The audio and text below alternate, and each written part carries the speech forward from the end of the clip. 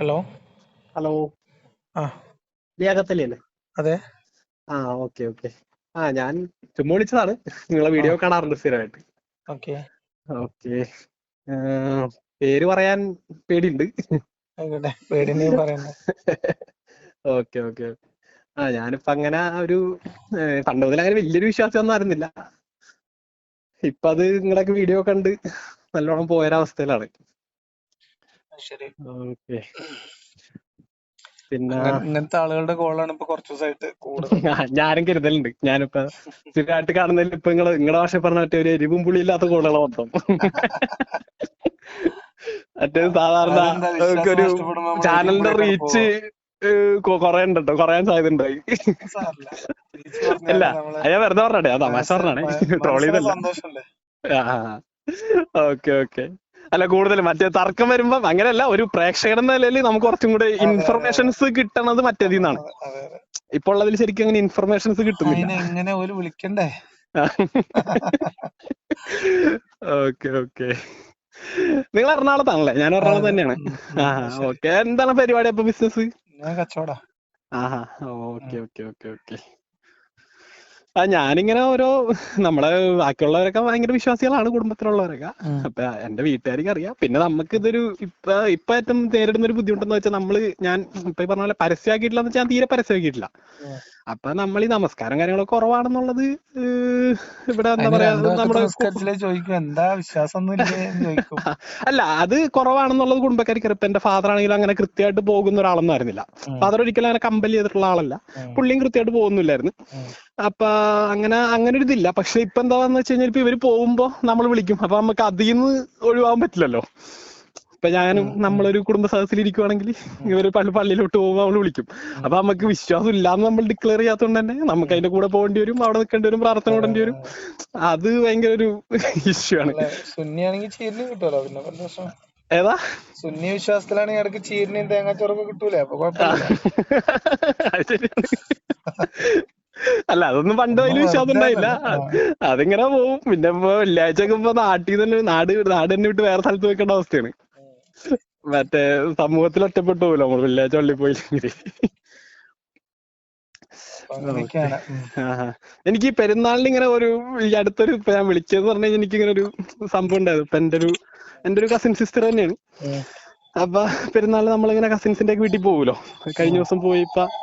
അപ്പൊ അവിടെ ഇങ്ങനെ അവര് സംസാരിച്ചിട്ട് ഇടയ്ക്കപ്പ അവള് കോളേജിൽ ഡിഗ്രി പഠിച്ചോണ്ടിരിക്കുകയാണ്. അപ്പൊ ഇങ്ങനെ സംസാരത്തിന്റെ ഇടയ്ക്ക് പറഞ്ഞാ ഇന്നിപ്പോ ഞാൻ ഇങ്ങനെ പറഞ്ഞു, ഇനി ബീഫൊക്കെ കൊണ്ടുപോയി ഫ്രണ്ട്സിന്റെ ഒക്കെ കൊടുത്ത് കഴിക്കാനൊക്കെ കൊണ്ടുപോകുമല്ലോ എന്ന് പറഞ്ഞു. അപ്പ അവരിങ്ങനെ പറഞ്ഞാണ്, അത് കൊണ്ടുപോകൂല. അപ്പൊ നമ്മൾക്ക് അങ്ങനെ ഒരു ചിന്ത ഇല്ല. അപ്പൊ അത് ഇനി 2 ദിവസം കഴിഞ്ഞിട്ട് വേറെ മേടിക്കണം.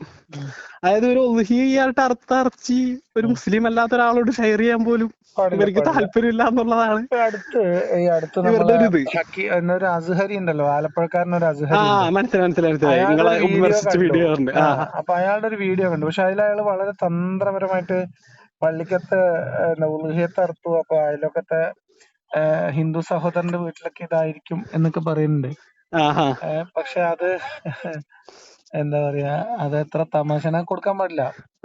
അപ്പൊ ഇനി നമ്മള് ഡീറ്റെയിൽ ആയിട്ട് ചോദിച്ചാൽ പറയും, അല്ല ഞങ്ങള് ഹിന്ദു സഹോദരന്മാർക്ക് കൊടുക്കാൻ വേണ്ടി വേറെ ഇറക്കുന്ന. അത് പിന്നെ ഞാനിപ്പോ സംസാരിച്ചപ്പോ എന്ന് വെച്ച് കഴിഞ്ഞാല് അവരുടെ ഒരു ഇതിലും ഇപ്പൊ എനിക്ക് മനസ്സിലായി. ഇപ്പൊ നമ്മുടെ വീട്ടിലൊന്നും ഇപ്പൊ എന്റെ മാതാവൊക്കെ ആണെങ്കിലും നമസ്കാരമൊക്കെ കറക്റ്റായിട്ടുള്ളതാണ്. പക്ഷെ ഇങ്ങനത്തെ ഒരു തീവ്രവാദമായ ഒരു നിലപാടില്ല. അപ്പൊ സംസാരിച്ചപ്പോ ഇവര് പട്ടിക്ക് പോലും അതിന്റെ വേസ്റ്റ് കൊടുക്കരുന്നുള്ളതാണ് ഇവരുടെ ഒരു ഇത്. അത് കുഴിച്ചിടണം എന്നാ പറയണത്. പട്ടി ഹറാമായതുകൊണ്ട് പട്ടിക്ക് പോലും ഇതിന്റെ എല്ലാം ഒന്നും തിന്നാൻ കൊടുക്കരുത്, കുഴിച്ചിടണം. അങ്ങനെയുള്ളൊരു കൺസെപ്റ്റ് ആയിരുന്നു പെരുന്നാളിന്റെ ഇത്. പിന്നെ അതുപോലെ തന്നെ പെരുന്നാളിൽ ഇപ്പൊ നമ്മള് സത്യം പറഞ്ഞു കഴിഞ്ഞാൽ ഇപ്പൊ എന്റെ ഒരു ഇതെന്ന് വെച്ച് കഴിഞ്ഞാൽ ഞാൻ വിശ്വാസം എല്ലാരെന്ന് വെച്ച് കഴിഞ്ഞാൽ എന്റെ ഉള്ളിൽ എപ്പോഴും ഉണ്ടായിരുന്ന ഒരു ചോദ്യം എന്ന് പറഞ്ഞു കഴിഞ്ഞാല്, അതായത് ഇപ്പൊ ഈ ഒരു സർവശക്തനായ ദൈവം എന്നെ തന്നെ പ്രാർത്ഥിക്കും, അങ്ങനെ ഒരു സാധനം ഇപ്പൊ ആരും പഠിച്ചിട്ടല്ല, ചെറുപ്പത്തിൽ തന്നെ ഒരു സ്വയം ചിന്തയെന്ന് തന്നെ എന്റെ ഉള്ളിൽ കയറി കൂടിയിട്ടുണ്ടായിരുന്നു. എന്നിരുന്നാൽ പോലും വെള്ളിയാഴ്ചയൊക്കെ അത്യാവശ്യം ആത്മാർത്ഥമായിട്ട് പള്ളിയിൽ പോയ കാര്യങ്ങളൊക്കെ ആയിരുന്നു ഒരു 6 മാസം മുമ്പ് വരെ ഉണ്ടായിരുന്നത്. അതായത് അപ്പൊ കഴിഞ്ഞ പെരുന്നാളടക്കം ഞാൻ ഒരു വിശ്വാസിയായിട്ട് തന്നെ കൂടിയേക്കണത്. പിന്നീടാണ് ഒരു 6 മാസം കൊണ്ടാണ് ഇങ്ങനെ ഒരു ഡ്രാസ്റ്റിക് ചേഞ്ച് കുറച്ചും കൂടെ വന്നത് ഇതിലോട്ട്. മീൻസ് മതത്തിലുള്ള ഈ ഇപ്പോൾ വിമർശനങ്ങളൊക്കെ അന്നും ഉണ്ടായിരുന്നു. ഇങ്ങനെയുള്ള വിവാഹം കുറെ അങ്ങനെയുള്ള കാര്യങ്ങളിലൊക്കെ ഉണ്ടായിരുന്നെങ്കിലും നമ്മൾ അങ്ങനെ ഒരു അപ്പൊ ഇപ്പൊ ഇങ്ങനെ എന്താ പറയാ അറവൊക്കെ ഇങ്ങനെ വീക്ഷിക്കുമ്പോ നമുക്ക് തന്നെ ഇങ്ങനെ നമുക്ക് ഇങ്ങനെ ഒരു സഹതാപമൊക്കെ തോന്നും. ഇങ്ങനെ ഒരു ആഘോഷത്തില് ഒരു മൃഗത്തിനെ അറുക്കുക, അതിങ്ങനെ അള്ളാഹു എന്ന് പറഞ്ഞിങ്ങനെ ഇതാക്കിട്ട് ചെയ്യുക എന്നൊക്കെ ഉള്ളത് നമ്മള് ഇപ്പൊ ഒരു പറഞ്ഞവര് പറയും അള്ള പറഞ്ഞിട്ടുണ്ട് എനിക്ക് രക്തൊന്നും വേണ്ടെന്ന് പറഞ്ഞിട്ടുണ്ട് എന്ന് പറയും. പിന്നെ എന്ത് കുന്തത്തിനാണ് ഇത് ഇറക്കുന്നത്? ഇപ്പൊ ആരാധനയുടെ ഭാഗമാക്കുന്നതിലാണ് പ്രശ്നം. അതിപ്പോ ഒരു പുണ്യകർമ്മമായിട്ട് പ്രഖ്യാപിക്കുകയാണ്. ഇപ്പൊ പട്ടിണിയുള്ള ആളുകൾക്ക് ഭക്ഷണം കൊടുക്കുക എന്ന് പറഞ്ഞാൽ അത് ആ ആളുകൾ ജനത കഴിക്കുന്ന ഭക്ഷണം കൂടുതലായിട്ട് കൊടുക്കാനൊരു കൽപ്പന കൊടുത്താൽ മതിയല്ലോ. ഇനിങ്ങനെ ഉരുവിന്റെ ലക്ഷണങ്ങളൊക്കെ പറഞ്ഞ് അതിന് മുടന്തുണ്ടാവാൻ പാടില്ല, 2 വയസ്സാണ് ഉത്തമം, എന്നൊക്കെ തുടങ്ങിയിട്ട് അതിന്റെ ഭംഗി വരെയൊക്കെ പറഞ്ഞിട്ട് ഇറച്ചി കൊടുക്കാനാണെങ്കിൽ ഭംഗി നോക്കേണ്ട കാര്യമില്ലല്ലോ. ഇല്ല, ഭംഗി നോക്കേണ്ട കാര്യമില്ല. അപ്പൊ അതുപോലെ തന്നെ 7 പേരുടെ ഷെയർ അങ്ങനൊന്നും കണക്കൂട്ടേണ്ട ആവശ്യമില്ലല്ലോ. സാധനമാണ്. അതെ, ഒരു മഹല്ലിൽ നിന്ന് ഇത്ര പേരെന്ന് വെച്ച് കഴിഞ്ഞാൽ ഒരു പിരിച്ചിട്ട് അങ്ങനെ ഒരു കാര്യം നടത്താം. ഇതിന് ഇത്ര പേരെ ഷെയറേ പാടുള്ളൂ, ആളാണെങ്കിൽ ഒരാൾ ഒറ്റക്ക് ഇറക്കണം. ലക്ഷ്യം എന്നിപ്പോ പറയുന്നത് ശുദ്ധ കാപട്യമാണ്. കാരണം അള്ള പറഞ്ഞിട്ടുള്ളത് അതിന്റെ ഭംഗി നോക്കണം, അതിന് പിന്നെ കോറങ്ങേടുകൾ ഉണ്ടാവാൻ പാടില്ല. ഇപ്പൊ ഒരു കാല് മുടന്ത് ഉള്ള ഒരു ബലിയർക്കം ഒരു മൃഗത്തെ അറുത്ത് ഭക്ഷണം കൊടുത്താലും ഭക്ഷണം കൊടുക്കലാവല്ലോ. അപ്പൊ അതെന്തുകൊണ്ടാണ് ബലിക്ക് പറ്റാത്തത്? ശരിയാണ്. സാധാരണ സാധാരണ ഗതിയിൽ ശരിക്കും കൂടുതൽ വയബിൾ ആവുന്നത് അങ്ങനത്തെ അറക്കണേണ് ശരിക്കും. അതല്ലേ കൂടുതൽ.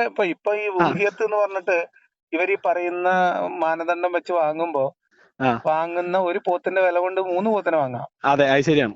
അപ്പം നമ്മള് പറയാറുണ്ട് 1 കിലോക്ക് 500 മുകളിൽ വരുന്നുണ്ട് ഔട്ട്പുട്ട് വരുമ്പോ. അപ്പൊ ഇരട്ടി ആൾക്കാർക്ക് ഫുഡ് കൊടുക്കാൻ പറ്റും. അതെന്തുകൊണ്ടാ സമ്മതിക്കാത്ത? അപ്പൊ ഇത് ഭക്ഷണം കൊടുക്കലെന്നല്ല, അതിപ്പോ ഇങ്ങനെ ബലിക്ക് വേണ്ടി ഇറക്കുക എന്ന് പറയുമ്പോ അതിനോടൊരു എതിർപ്പ് ഉള്ള സ്ഥിതിക്ക് അതിനെ മറികടക്കാൻ വേണ്ടിയിട്ടുള്ള സൂത്രമാണ്. അല്ല, ബലിയൊക്കെ മറ്റേ ഹിന്ദുക്കളുടെ ആചാരമാണെന്നുള്ളൊരു ചിന്ത ഉണ്ടല്ലോ. അപ്പൊ അതിന്റെ ഹിന്ദുക്കളുടെ ബഹുദൈവാരാധകരുടെ ഈ സാധനം മക്ക മുശ്രിക്കുകളുടെ ഇടയിലുള്ളത് തന്നെയായിരുന്നേ. ഹജ്ജ് കർമ്മവും അതിനനുബന്ധിച്ച് ബലിയും അവിടെ പണ്ടേ ഉള്ളതാണ്. അതാണ് ഇപ്പൊ മുസ്തഫ മൗലവിയൊക്കെ പറയുന്നത്. മനസ്സിലായോ? ഇതൊക്കെ പണ്ടേ അവിടെ ഉള്ളതാണ്. മുഹമ്മദിന്റെ ബാപ്പ അബ്ദുള്ള എന്ന് പറയുന്ന ആളെ ഈ ബലിയിൽ നിന്ന് രക്ഷിച്ചതിന് ബദലായിട്ട് അയാൾ അർത്ഥത് എത്രയോ 100 ഒട്ടകത്തിനോ അങ്ങനെ എന്തോ. അപ്പൊ ബലി എന്ന് പറയുന്നത് എല്ലാ കാലത്തും പ്രാകൃതമായിട്ടുള്ള മനുഷ്യരുടെ ഒരു ആരാധനാ രീതി തന്നെയാണ്. അത് അതേപോലെ കോപ്പി അടിച്ചു വെച്ചത് തന്നെയാണ് ഇതും. അതുകൊണ്ടാണല്ലോ ഇപ്പൊ ഭക്ഷണം കഴിക്കാൻ പാവപ്പെട്ട ആൾക്കാർ വിശക്കുന്നതിന് ഭക്ഷണം കൊടുക്കാനാണ് പറയണതെങ്കിൽ അതെന്താ ഹിന്ദുവിന് കൊടുത്താൽ എന്തുകൊണ്ടാ ശരിയാവാത്ത? അങ്ങനെ കുറെ പ്രശ്നങ്ങളുണ്ട്. അതിപ്പോ സക്കാത്തിലൊക്കെ ഉണ്ട്, അങ്ങനെ കുറെ കാരണം. അപ്പൊ ഇവരുടെ ഈ കാപട്യവാദങ്ങളൊക്കെ വളരെ തമാശയാണ്. പക്ഷെ വിശ്വാസികൾ ഏറിയ കൂടുതൽ ആൾക്കാർക്ക് ഇതൊന്നും അറിയില്ല എന്നുള്ളതാണ് പ്രശ്നം. അതില്ല, ഇത് എഴുതി വെച്ചിട്ടുണ്ടെന്നുള്ളതും അറിയില്ല. ഇപ്പൊ ഞാൻ എന്റെ ഒരു സത്യം പറഞ്ഞു കഴിഞ്ഞാല് ഞാൻ പറഞ്ഞില്ലേ, ഞാൻ ഈ ചെറുപ്പം മുതലേ ഇങ്ങനെ ഇതിപ്പോ ഇങ്ങനെ ദൈവത്തിന് ഇങ്ങനെ ആരാധിച്ച് ദൈവത്തിന് എന്ത് ആത്മസംതൃപ്തി കിട്ടാനാണെന്നുള്ള ചിന്തയൊക്കെ ഉണ്ടായതുകൊണ്ട് തന്നെ ഒരു ആരാധനയിലോട്ടൊന്നും സ്ട്രിക്റ്റ് ആയിട്ട് പോകാറില്ല. എനിക്ക് തോന്നുന്നു എനിക്ക് ലൈഫിൽ തന്നെ 5 നേരം നമസ്കരിച്ച ദിവസങ്ങളൊക്കെ വളരെ ചുരുക്കമായിരിക്കും. പക്ഷേങ്കിലും ഞാൻ കരുതിയിരുന്ന വെച്ച് കഴിഞ്ഞാല് അള്ളാഹു മുഹമ്മദും ഒക്കെ ഉണ്ട്, ഇവര് പറഞ്ഞേക്കണതല്ല ഇവർ ഇന്റർപ്രറ്റ് ചെയ്യുന്നതിലെ പ്രശ്നങ്ങൾ ഉസ്താദുമാരായിട്ട് ഉണ്ടാക്കിയതാണെന്നുള്ളതാണ് എന്റെ ഒരു ചിന്ത. പക്ഷേ നിങ്ങളുടെ വീഡിയോ കണ്ടപ്പോ മനസ്സിലായത് ശരിക്കും പറഞ്ഞു കഴിഞ്ഞാൽ മൊത്തമായിട്ട് എഴുതി വെച്ചേക്കണ ഫുള്ളായിട്ട് ഇവർ ഇപ്പോഴും പ്രാക്ടീസ് ചെയ്യുന്നില്ല എന്നുള്ളത് നമ്മളത് ഇത് വീഡിയോ കണ്ടപ്പോ മനസ്സിലായി. ഇതിലും പ്രശ്നം ഉണ്ടെന്നുള്ള. മറ്റേ ഞാൻ കരുതിയിരുന്നത് മനുഷ്യന്മാരുടെ പ്രശ്നമാണ്. അതായത് മതത്തിൽ ഇങ്ങനൊന്നും പറഞ്ഞിട്ടില്ല, ഇവരിത് ഓവറാക്കി തീവ്രവാദപരമായിട്ട് നീങ്ങണം എന്നുള്ളതാണ് എനിക്ക് തോന്നിയിരുന്നത് പണ്ട്. ഇപ്പോഴാണ് മനസ്സിലാക്കുന്നത് മതത്തിലുള്ളത് നേർപ്പിച്ചിട്ടാണ് മനുഷ്യന്മാർ സമാധാനത്തോടെ ജീവിക്കുന്നത്. അതെ, മൊത്തത്തിൽ ഇപ്പൊ ചെയ്യുന്നില്ല എന്നുള്ള നമ്മളെഴുതി ഇവർ എക്സ്ട്രാ ചെയ്യണമെന്നാണ്. ശരിക്കും പറഞ്ഞാൽ ഇവർ ഫുള്ളായിട്ട് ചെയ്യുന്നില്ല എന്നുള്ളതാണ് സത്യം. അത് വെള്ളം ചേർത്ത് ഉപയോഗിക്കുന്നതുകൊണ്ടാണ് ഇവിടെ കുറച്ചെങ്കിലും സമാധാനം ഉള്ളത്. അതെ, അത് നല്ല കാര്യം. അപ്പൊ അങ്ങനെയൊക്കെയാണ്. എന്തായാലും നടക്കട്ടെ പരിപാടികൾ. വിളിച്ചതിൽ സന്തോഷം. ശരി, ഓക്കെ, താങ്ക് യു.